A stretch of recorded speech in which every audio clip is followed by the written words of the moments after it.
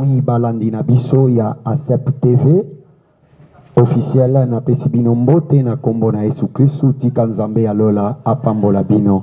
Nzambe ya kumisama po ete apesi biso occasion ya koyeba na kopartager oyo ezali message na biso tozali kolobela. Oui, bien-aimé dans le Seigneur, la fois passée tolobela ki oyo ezali les mystères sur l'idolâtrie et ses formes. Les mystères sur l'idolâtrie et ses formes. Tolobaki makambo mibale ya koloba ete idolâtrie ezalaka na deux dimensions. Première dimension ezali na idolâtrie oyo tozali kobenga l'idolâtrie visible oyo ezali na Exode chapitre na yango 20 verset nango 1 jusqu'à 6. Kuna tokomona nzamba zali koboya batu bagumbela bikeko bagumamela bikeko pe nzamba zali koboya mutu a représenter image moko taye pona koluka ko gumba mela yango wana ezali facile mwana moke mukolo azana facilité ko découvrir que awa idolâtrie ezali ko salema mais mingi bien-aimé dans le Seigneur tokolobela oyo ezali idolâtrie invisible. Na kati ya idolâtrie invisible nde tokokota na ba forme ya idolâtrie oyo batebele jusque là ezali difficile à détecter yango kaka nzambe a révélé pe aibana kolakisa ye. Bien-aimé dans le Seigneur, tozali kolobela le mystère de l'idolâtrie sur l'idolâtrie et ses formes. Le mystère sur l'idolâtrie et ses formes. Tolobi na idolâtrie ezali na deux dimensions. Première dimension ezali idolâtrie visible. Deuxième dimension ezali idolâtrie invisible. Na kati ya idolâtrie invisible tozali comme on a quatre types ya idolâtrie. Première type ya idolâtrie to première forme ya idolâtrie ezali o tozali kobenga culte de personnalité. Na culte de personnalité ba oyo balandaki biso na émission passée tolobelaki par rapport ya ndenge nini apôtre Paul abandaki ko reprocher bandeko ya Corinthe, ndenge nini babandaki koloba bazali ko welela basala nzambe koloba biso tozali ya Paul, biso tozali ya Cephas, biso tozali ya Apollos alobi ete bango bakufela kibinote et azali koloba lisusu ete pona biso basali ya nzambe boye bake tozali ba dispensateur ya ba grâce ya nzambe mais esengeli ba dispensateur bazala fidèle na sekuna apôtre Paul azali kolobela problème ya kokende au-delà ya kubenga to ya respect ya basali ya nzambe alobi ke bo sala attention na kokende au-delà de notre personne pour dire que bo bandate ko kumisa biso parce que na biso lobiko ezalité lobiko biso nyonso toziango epai na Yesu Kristo wana topesaki 1 Corinthiens chapitre nango 4 verset 1 jusqu'à 7 na vandaki mingi na 6 à 7 topesaki 1 Corinthiens chapitre nango 3 verset na yango 4 jusqu'à 9. Bien-aimé dans le Seigneur, tu as qui kosimba acte des apôtres chapitre nango 14 verset 11 jusqu'à 18 ndenge nini Paul na Barnabas après avoir kobikisa mokakatani ndenge nini balingaki batumbela bango mbeka mais Paul aboyaki jusqu'à na 18 kuna balobike a convaincre bango ya koyebisa bango ete tozali batu lokola bino bokoki ko adorer biso te tozali batu lokola bino bokoki te kopesa biso limemia oyo bokoki kopesa yango Seigneur parce que nyonso ezosalema ezali Seigneur nde azali kosala yango wana ezali culte de personnalité ezali moko ya idolâtrie oyo wapi ezali idolâtrie invisible lelo na moment oyo tozali komona bien-aimé nzamba partageaka gloire na ye na motu te mosala nzamba koki kosala miracle mosala nzamba koki kotelemisa bakakatani azali mutu akokufa pe akoleka mais Yesu akotikala koleka te. C'est pour cela tosala attention na tango tozali kolobela makambo ya nzambe au travers basali ya nzambe lelo tozali komona mutu azoloba nzambe ya papa kombo na ekute ezali koyebana te olia lobake Yesu Kristo au travers son serviteur abikisi ngai pe okoki komona azoloba makambo wana mosala nzambe azali mais olie mosala nzambe azongisa ye na nzela azotika eleka na télévision azotika pe continuité ya batu kokumisa ye eloko wana ekreaka bombanda entre mutu na nzambe mosala nzambe na nzambe bombanda wane ko sala ke nzambe aboma mosali azwaye avant parce que bokomi ko pesa ye esika o esengela ki bo pesa yete. Oui, nzambe azwa lokumu wane ezala ki culte de personnalité. Donc premier type ya idolâtrie o ezali ko se retrouver lelo na kati ya ba église ezali culte de personnalité. Lelo tozali komona oyo ezali culte d'apparence. Bien-aimé dans le Seigneur, tolobi ezali 4 formes, to 4 types, il y a idolâtrie invisible. Tolobeli culte de personnalité, tolobi culte d'apparence, tolobi le matérialisme na culte des anges. Nyonso wana ezali moko, il y a idolâtrie, il y a ba forme, il y a idolâtrie invisible. C'est pour cela lelo na kosimba oyo ezali idolâtrie invisible, mais na forme, il y a culte d'apparence. Bien-aimé dans le Seigneur, Nzambe na bolingo na ye, alingaka mutu, azua makambu au sérieux. Nzamba sepelaka te bato bazwaka makambu superficiellement, likolo. Na oyo tozali kobenga culte d'apparence, c'est-à-dire ce qui paraît extérieurement ou visiblement. Bien-aimé dans le Seigneur, lelo koki komona batu ebele bazali kosambela, oui. Okomona mutu akoki ko se déplacer akei esika moko songolo pakala. Nalinga koyebisa bana na Nzambe pe kolinga ko exhorter ba collègue basali ya Nzambe. Il faut que ça la nyonso bana na Nzambe bazala touché par le Saint-Esprit parce que jugement est Saint-Esprit et le qui jugement ya esprit de l'homme. Ce qui Saint-Esprit azana kati ya mutu ako convaincre mutu na oyo etali vérité, ako convaincre mutu na oyo etali mensonge, ako lakisa ke oyo eza mensonge, oyo eza vérité, oyo ezali farce, to oyo ezali ya solo. Bien-aimé, na culte d'apparence, tokoya komona forme ya idolâtrie oyo Nzambe alobelaki yango pe aboyaki yango. Soki otali malamu na Deutéronome chapitre na yango 1, Deutéronome chapitre na yango 1, verset na yango 15 à 16. Okomona Nzambe azali kolobela au travers ndeko na biso, patriarche na biso Moïse. Tangu Moïse abimisi peuple ya Israël na kati ya boumbu, et tangu bazali kokene na nzela esengelaki Nzambe apesa bango constitution to apesa bango ligne de conduite to esengelaki baeba na kotambola. Mais Nzambe alingai kotika bango ndenge wana te, esengelaki loi to mibeko ezala. Sikoyo Nzambe azali kolobela Moïse aebisa peuple ya Israël boye. Deutéronome 1:15 jusqu'à 16, la Bible nous dit: j'ai pris alors les chefs de vos tribus, des hommes sages et connus, et je les mis à votre tête comme chef de 1000, chef de 100, chef de 50 et chef de 10, et comme ayant autorité dans vos tribus. 16.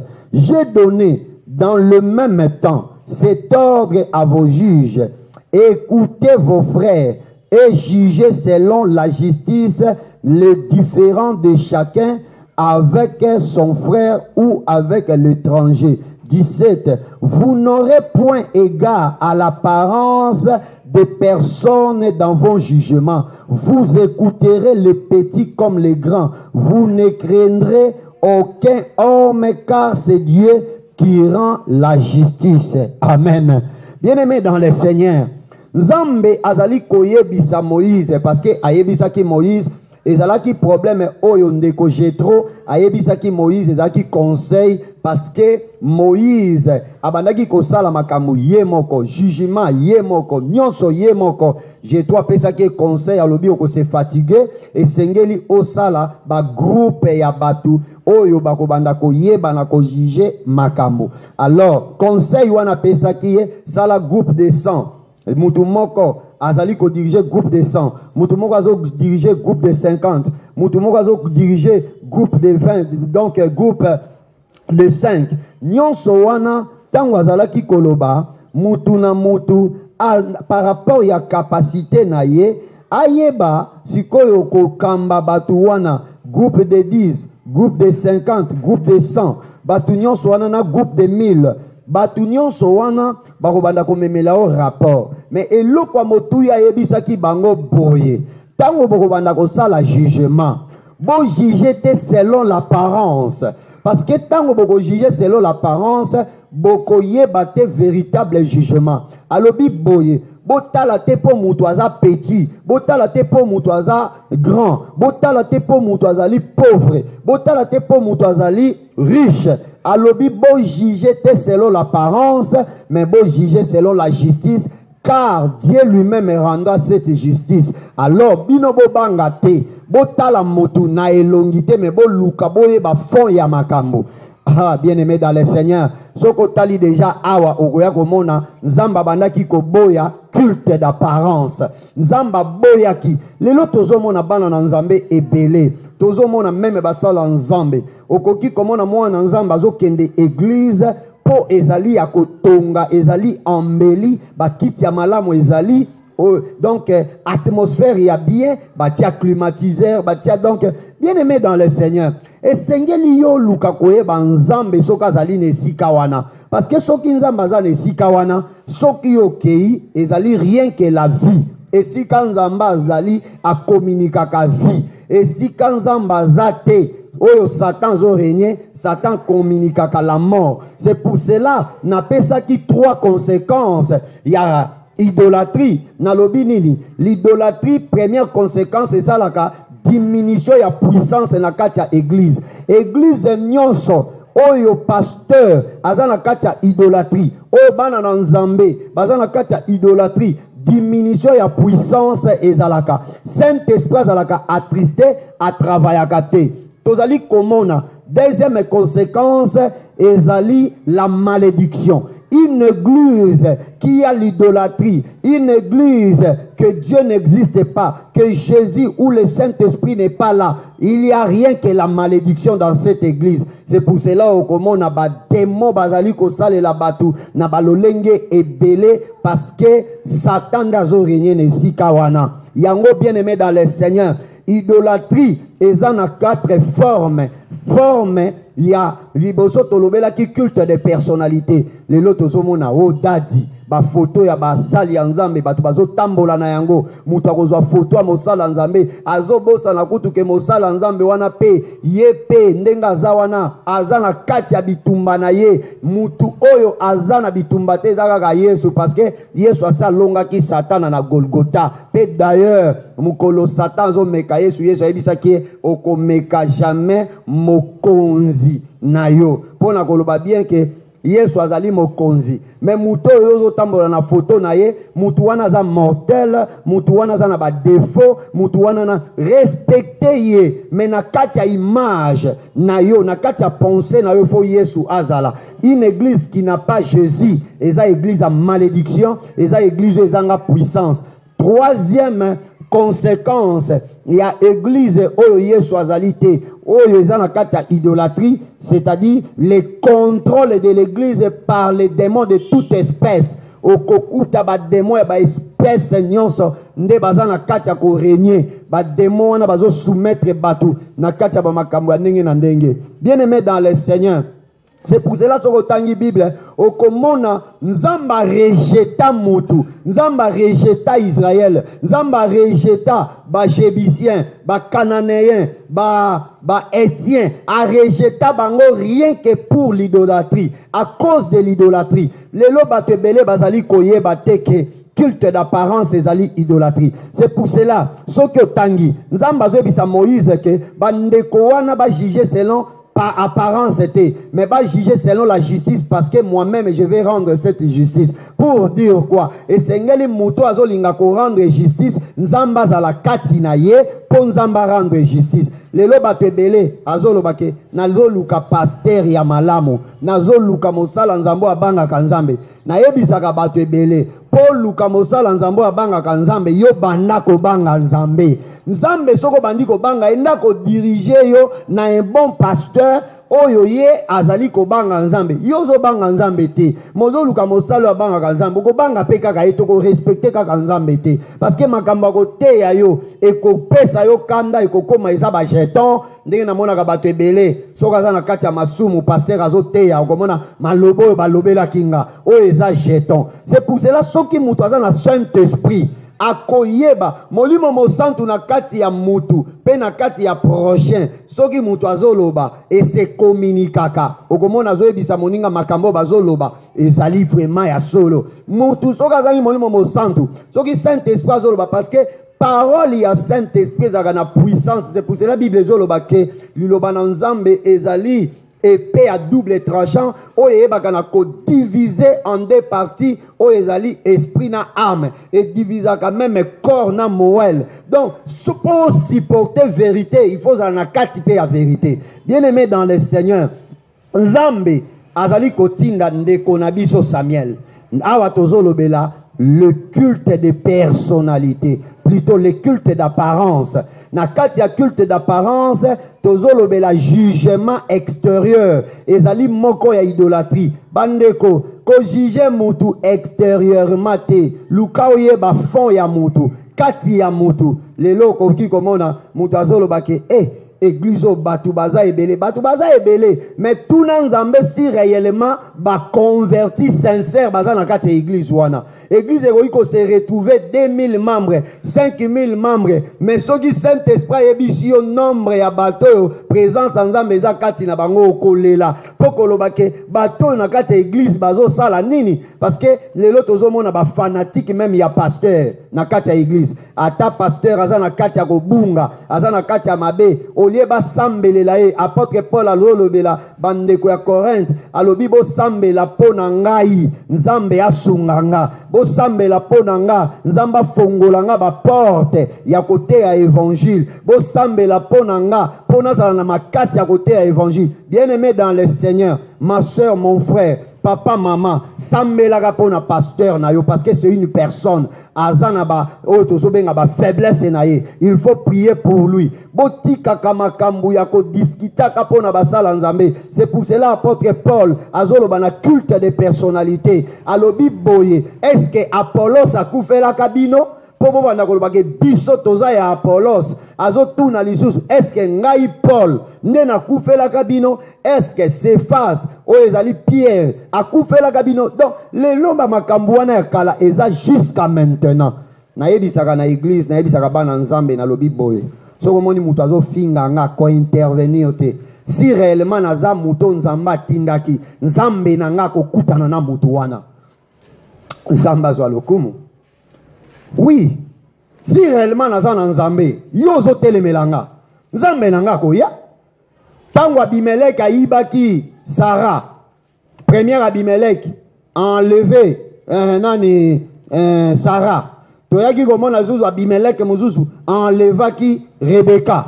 Bible ezoloba nini Nzambe a apparaître na ndoto aye koyebisa Abimelech alobi faites attention, cette femme est la femme de mon serviteur comme mekate reçoit malédiction.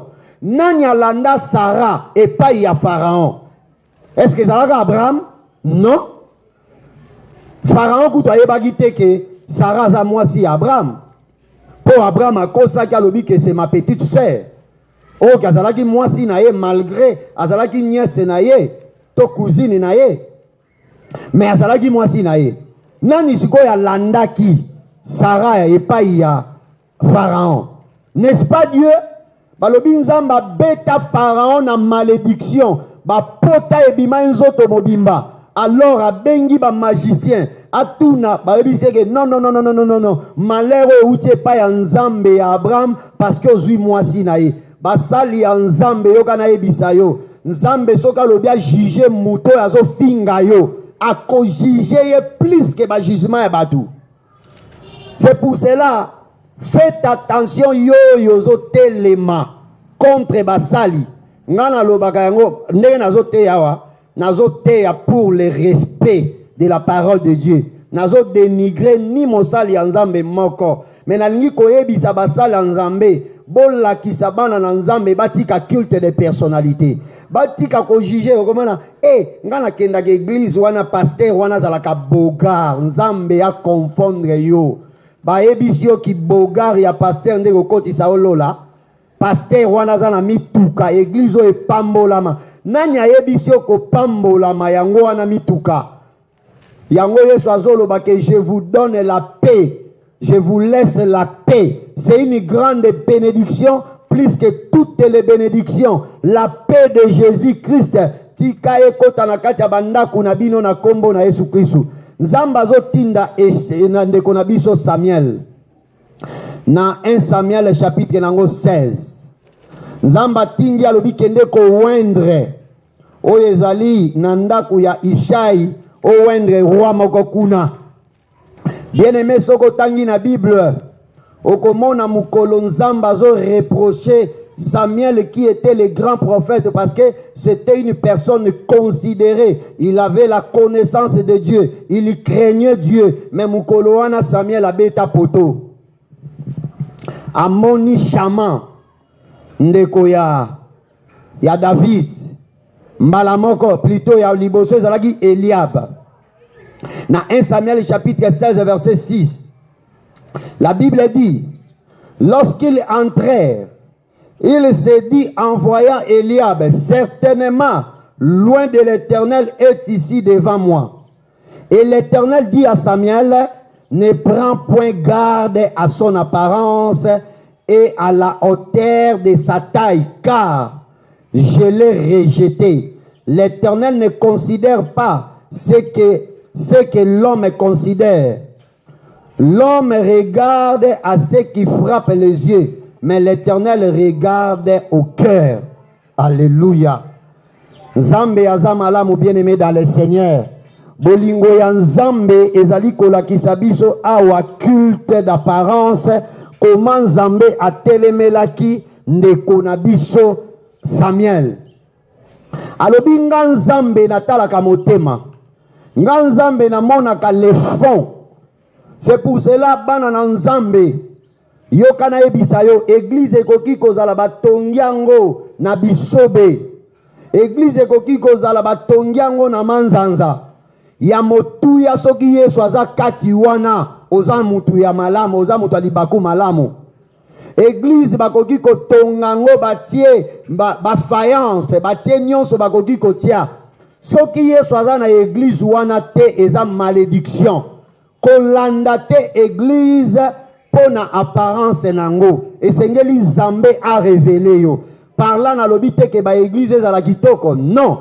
Nazali kolobela batuke. Il faut Nzambe azala na église oyo kozokende kosambela. Azala na kati ya mosali oyo yozolinga. Basali ya Nzambe. To présenter bana na Nzambe Christ. To tika ko présenter bango apparence. Ya bilongi na biso. Ya kolata na biso. Ya ba structure. C'est pour cela, Bible ezoloba na Matthieu chapitre 24 verset 1 à 2. Bible ezoloba nini? Ba disciple basala ki erreur. Bazo bima na Jérusalem. Bazo la kisa Yesu Christ sous construction ya Jérusalem. Oh, gloire à Jésus. Bazo la kisa muto ya zana misu koleka bango. C'est pour cela, bien-aimé, église, na yebisaka batu soki pasteur oyo Nzamba lakisi yo azana kitambo yo zana matete kende. Bakendaka église te po eza pembeni na biso. Église bakendaka ngo jamais po eza pembeni na biso. Église pe bakendaka ngo jamais po eza musike eza kitoko. Non. Il faut okota esika Yesu azali. Esika Yesu abengi yo nde kozala ya motuya. Oh, église au batu bazana kati église ba pambolama. Peut-être yo nde soko koti na esika wana ko bongisa yango. Mais yo zolo bake oyepo batu ba pambolama. Non, wana eza culte d'apparence. C'est une idolâtrie. Oza une idolâtre, mozali koyebate. Basali Nzambe to longola ba na Nzambe na idolâtrie. To présenter bango Christ. C'est pour cela. Bible zolo banine. Dans Matthieu chapitre 24 verset na yango 1 à 2. Comme Jésus s'en allait au sortir du temple, ses disciples s'approchèrent pour lui en faire remarquer les constructions. Mais il leur dit, voyez-vous tout cela? Je vous le dis en vérité, il ne restera pas ici pierre sur pierre, qu'il ne soit renversé. Bien-aimés dans le Seigneur, omoni soko talingi na mukandea Exode. Obandi kotanga comment on a construit les temples, comment on a tout préparé pour les temples. Okei na ba chronique kuna 1 Chronique, 2 Chroniques. Aux autres, comment David a préparé les matériaux pour les temples. Mbongo ezalaki. Ba prépara temple à Jérusalem pour Salema. David a tia ba wolo, a tia biloko ebele, a tia argent, a tia ba matière, ya ndenge na ndenge. Mais eloko esepelisa kinga. À chaque moment, Israël et bandaki ko sala ba idole, ko tia na kati ya église nzamba bandaki ko frapper bango. Na malheur, na malédiction, na exil, okomona pufu roi moko ya panzi bango buki temple, akei na biloko, a récupérer ba ustensile ya temple ya kenango. Pourquoi? Nzamba bandaki ko boya na kati ya temple na biloko mabezala. Sikoyo, Bible lobi nini? Bayekoli bazolakisa Yesu tala temple eza kitoko, tala construction, tala bâtiment, tala ba pilier, tala ba biloko, batiaki kutu chérubin, omoni penza batie arche, biloko kitoko. Yesu ayebisi bango bomoni loko bino bozomona na benga ngwata na moya kokitisa. Omoni ki eloko bino bozali komona ekopanzana, ekotika la libela te. Bien-aimé dans le Seigneur, eloko ekotika la libela, c'est la parole de Dieu. C'est pour cela Église ekoki ko sombama nazomona bato ebelo moni asombi espace $200,000. Mususu kuna na mona ki na internet azoluka na lisungi espace ya 200 millions de dollars. Bien aimé, eza mabete kotonga église ya munene, mais est-ce que Yesu aza na kati wana, soki Yesu aza kati wana esengo na espace ya 200 millions, combien de convertis oyo nzamba ko sepela? C'est pour cela na yebisaka bato ebele mukolo Yesu akoya akotuna yo teke ozalaka otongaka combien des églises na monde. Oh na tiaka église na Japon, na tiaka église na Afrique du Sud, na zalaki na église na France, na Kinshasa na zalaki na 24 églises, na Brazzaville na zalaki na église. Non, Yesu akotuna biso ba nombre des églises ototongate, akotuna biso combien des âmes converties. Gloire à Jésus. Milimo combien obiki ça na parole na yo. C'est pour cela ne place na lela kana lobi nzambe sungangai. Bato tozo te ya maloba na nzambe babongola mitema. Baza na bolingo ya Yesu. Bato ebela zo ya église azo ya koluka kaka mbongo na libala na élévation. Oh bazo ebate Bible zo ba ke fait de l'Éternel tes délices.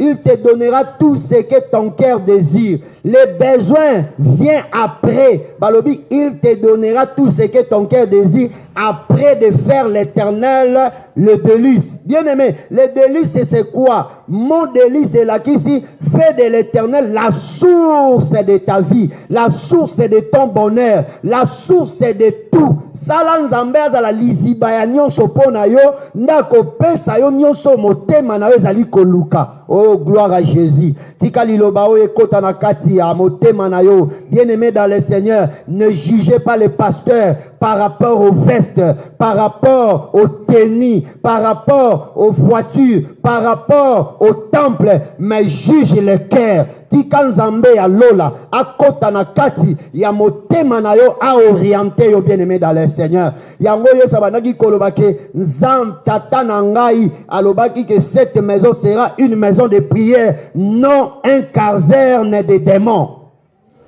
Lelo batu bazo tonga ba caserne ba démons.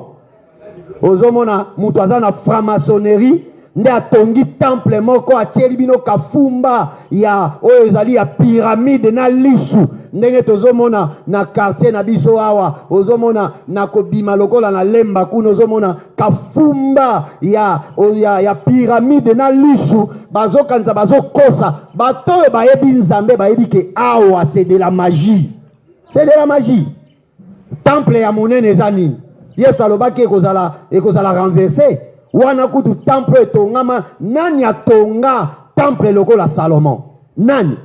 Tobanda kotanga richesse oyo atia, tobanda kotanga mbongo oyo atia, tobanda kotanga bato ya engaja. Okoya komona ke yo kutu bato yo engagé baza muke, o dépenser muke, atane ngozolo ke église o elenga 5 millions de dollars. Oui, mais na yebisi yo ke 5 millions wana soki ke na dépense ya conversion ya ba âme oza béni. Soki bato babiki na église ya 5 millions de dollars oyo tongaki. Oza béni, oza un homme de bonheur. Oza heureux. C'est pour cela, Matéa oyo, Ezoya, même Ebandina nous ponanga, Tola Kisabana na Nzambe Christ. C'est pour cela Nzambe a pambola bino. Il y a dans Jacques chapitre 2 verset 5 tokotangate 1 à 5 Jacques azolobake bo mekate ko sala favoritisme mutoye ko tala yo mutoye na ensemble alati abi magnifique alati wolo alati bilamba kitoko bozi bo pese place à liboso oyo aye aza pauvre alati malamu te bovandisi na mabele na escalier bovandisi wana alobi bozo juger te selon l'apparence bozo juger te selon favoritisme. Comment oyo alati kitoko ne bopese place à liboso? Est-ce que motema na ye boyebi? Ndenge na monaki mutu moko azwi quartier apesi place à liboso ndeko. Bozo banga Nzambe te? Bozo banga Nzambe te. Pona ba base na yo. Pona ba base na yo. Ozozwa quartier abongola pe motema te azo continuer na ye kati azo mela bato makila. Yo zwi otie liboso oh abongoli motema est-ce que abongola motema? Mais tant aux yeux tiens liboso, au moment que au quoi une culte d'apparence et en plus de cela, aux autres distraits dans l'ensemble. Bien aimé dans le Seigneur, mutaku fait la yo Jésus Christ et là on a rolinga koye bisayo, respectez mon sal nzambo azo kambayo. Respectez basala nzambo bazote ya liloba na nzambe ya solo mais ya motuya ezali soki baza na nzambe bokangama na bango soki baza na nzambe te bokima bango parce que c'est un danger baza ba dangereux oyo amen awe ko kendeli felo bien aimé soki eza na eloko esengelo batela koleka ezali amen ayo kopesa ngona n'importe qui te.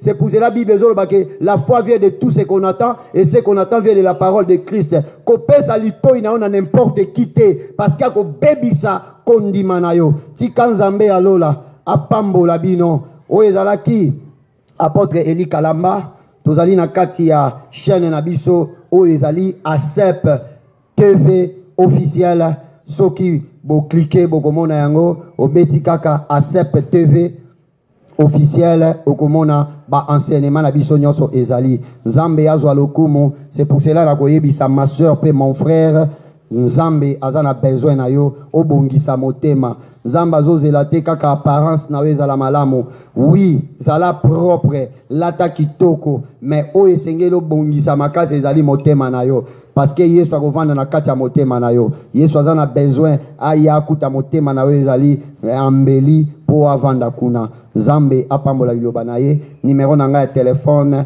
ezali plus 243 plus 243 97 545 98 98 31 Tobandeli plus 243 97 545 98 31 wana ezali na WhatsApp yango pende tozali kosalela na YouTube na biso. Nzambe ya lola apambola bino.